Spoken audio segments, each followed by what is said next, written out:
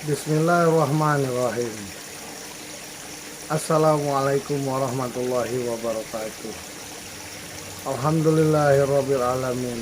Allahumma sholli ala Muhammad wa ala ali Muhammad wa ala alihi wa sahbihi wa sallim, amma ba'du. Bismillahirrahmanirrahim. Al-haqqu min rabbika fala takunanna minal muntarin. Wa makaru Allah wallahu khairul makirin. Dengan mengucap segala puji dan syukur kehadiran Allah Subhanahu wa ta'ala, kami syukuri semua anugerah dan nikmat yang telah diberikan. Sampai dengan hari ini kita semua masih diberikan sehat walafiat dalam situasi kondisi apapun yang harus kita hadapi dalam aktivitas kita masing-masing. Pada pagi hari ini, ba'da subuh, astagfirullahalazim, jauhkan saya dari ujub, ria, dan takabur. Pada hari ini saya membuat satu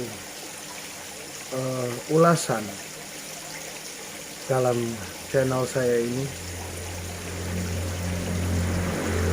Begitu panjang suka duka dari perjuangan pendahulu kami atas rumah gadang yang sekarang ini sudah kami publishkan menjadi Rumah Global Indonesia, di mana di sini ada 3 pilar daripada Rumah Global Indonesia ini.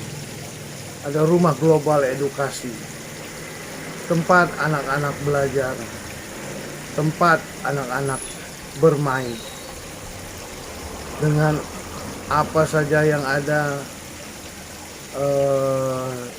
di fasilitas kami yang sederhana ini.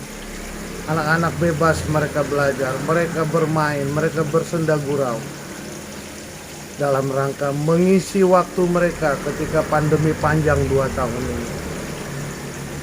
Kalau kami flashback, kami resmi memang baru 7 bulan ini, tetapi untuk saudara-saudara sekalian sebangsa dan setanah air, dan kaum muslimin dan muslimat sekalian, pendahulu kami sejak tahun 1991 membeli rumah ini, membeli tanah ini, hanya dengan niatan semata-mata mereka mengisi hari tua mereka. Mereka mengisi hari-hari mereka sampai menjelang ajal yang subhanallah sampai 30 tahun lebih mereka jalani hari tua mereka, masa pensiun mereka dengan kesahajaan mereka. Mama papa kami, antan andung kami, mereka menjadi orang tua tidak hanya bagi anak-anak kandungnya atau cucu-cucu kandungnya, tetapi kepada semua anak-anak yang tidak terhitung jumlahnya. Selama 30 tahun lebih itu mereka belajar bermain di sini dengan rintisan awal yang ya wajar karena mereka pensiunan dan usia mereka juga sudah sepuh juga. Ada yang mengisi rumah yang cikal bakal dari Rumah Global Edukasi sekarang ini dengan bentuk TK Mungil, di mana anak-anak kami yang sekarang sudah sampai jenjang pendidikan SMA dulu masa kecilnya di sini, dan juga anak-anak keluarga besar kami semuanya bermain dan berkreasi di sini seperti yang diajarkan oleh almarhum dan almarhumah. Kenapa pagi ini saya mengulas ini semua? Sebetulnya saya tidak akan mempublisir ini semua, tetapi karena sudah segala daya dan upaya saya kerahkan supaya ini semua diselesaikan dengan cara yang tidak dipublisir, tapi ternyata itu tidak menjadi satu jalan keluar. Apa boleh buat? Ya sudah. saya akan buka ini semua kepada semesta alam, bahwasanya rumah Allah yang kami rintis dengan orang tua almarhum kami ini, kami daya upayakan untuk bermanfaat bagi keluarga besar dan juga orang-orang yang tak berbilang datang dan pergi ke rumah kami. Pilar kedua kami adalah rumah korporasi dan industri yang sekarang ini tetap berfungsi sebagai kantor, unit-unit usaha yang masih kami miliki untuk menopang daripada perjuangan kami memberikan yang terbaik kepada halayak, kepada umat, memberikan yang terbaik, memberi kemanfaatan agar itu menjadi amal jariah bagi almarhumah orang tua kami dan leluhur-leluhur kami yang sudah sejak dahulu kala ketika Syekh Ahmad Khatib Al-Minangkabawi dia merantau umur 13 tahun ke tanah Mekah sana dengan bekal yang seadanya, hanya satu tekad kuat. Beliau Syekh Ahmad Khatib belajar dengan sungguh-sungguh, hidup dengan prihatin, sampai beliau diangkat menjadi menantu dari bangsawan kerajaan Saudi pada masa itu dan menjadi imam di Masjidil Haram. Dan dia tinggalkan karya-karya besarnya, mulai dari usul fikih, ilmu falak, yang satu literatur yang kami dapatkan, Syekh Ahmad Khatib, satu kitabnya berada di NASA, Badan Antariksa Amerika Serikat. Kami tidak ingin membesarkan diri, karena membesarkan diri itu juga tidak penting. Kami hanya ingin sampai di akhir hayat kami ingin meneladani leluhur kami, terutama orang tua kami. Ketika dia tinggalkan dunia fana ini, habis semua urusan-urusan keduniawian beliau. Dan apa yang menjadi PR mereka masih menjadi tanggung jawab ahli warisnya. Selain dari rumah korporasi dan industri, ada satu pilar yang ketiga, yaitu rumah global plus, di mana di situ kami mengumpulkan anak-anak muda yang berkreasi dalam seni dan digitalisasi yang sekarang ini memang sudah marak, dan itu menjadi satu hal yang sangat penting bagi kehidupan dan peradaban modernisasi saat ini. Inti permasalahannya adalah orang tua kami memang meninggalkan PR. Dibilang berat, tidak. Dibilang ringan juga tidak bisa dianggap remeh. Sebelum ini masalah terkuat, saya tidak akan menyebutkan nama, saya tidak akan menyebutkan institusi atau badan hukum. Tapi ketika kalau memang jalan kondusif tidak tercapai,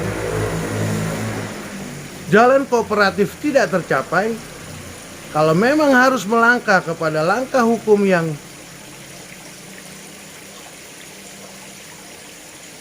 paling menentukan di republik ini, kami siap, akan kami hadapi, dan itu pun akan kami publisir setiap progres demi progres. Kami sebagai anak keturunan daripada almarhumah yang meneruskan perjuangan beliau untuk rumah ini menjadi rumah yang bermanfaat, rumah tempat bernaung orang-orang yang termarginalkan, rumah tempat bernaung.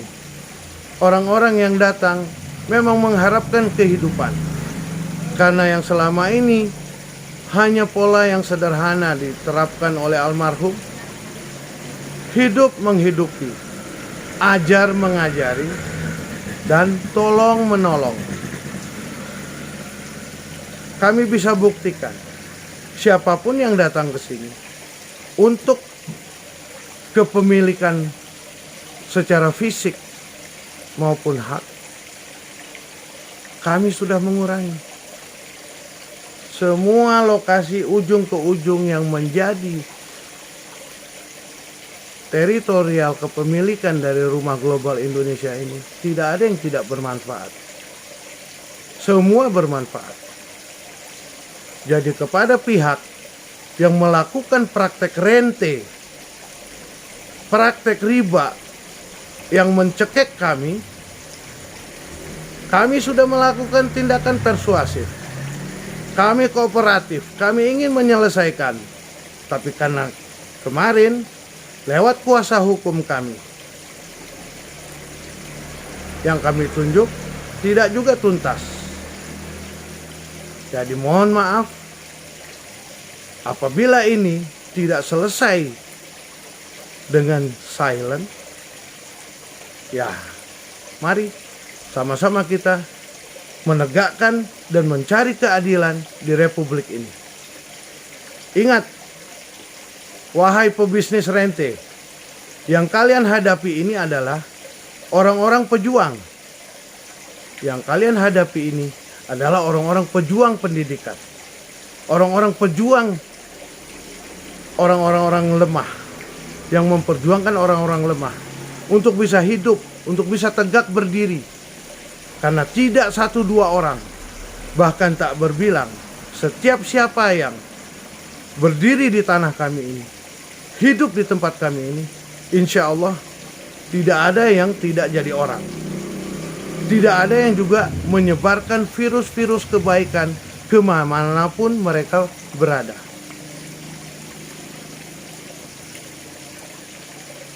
Faktanya bisa Anda buktikan. Silakan Anda datang ke tempat kami secara dokumen digital, apalagi pun dokumen fisik. Kami bisa membuktikan itu semua. Jadi kepada khalayak semua, kami terus terang saja tidak akan melakukan ini kalau kami tidak terinjak-injak hak dan harkat martabat kami. Maka di ayat yang pertama saya sebutkan, kebenaran itu semua hanya datang dari Allah. Dan jangan kita menjadi termasuk orang-orang yang ragu akan kebenaran dari Allah.